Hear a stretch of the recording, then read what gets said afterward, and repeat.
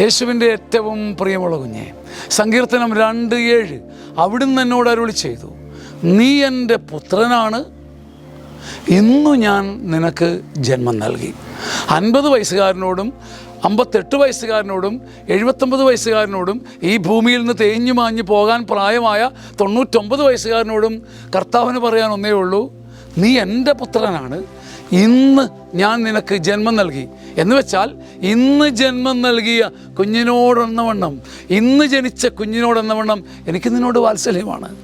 ചത്ത് തീർന്നു പോകാനുള്ളവനായിട്ടല്ല ഞാൻ നിന്നെ കരുതുന്നത്, കാലം കഴിഞ്ഞവനായിട്ടല്ല. ഇന്നു ഞാൻ നിനക്ക് ജന്മം നൽകി. ഇന്ന് ജനിച്ചവനെ പോലെ, ഒരു പഞ്ചാര പാൽ പൈതലിനെ പോലെ, ഒരു ചോരപ്പൂമ്പൈതലിനെ പോലെ ഞാൻ നിന്നെ കയ്യിലെടുക്കും.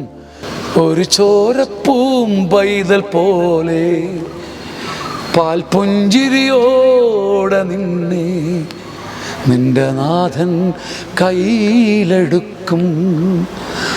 നിന്റെ രൂപം മനസ്സിൽ വരയ്ക്കും. ആമേൻ. ആമേൻ.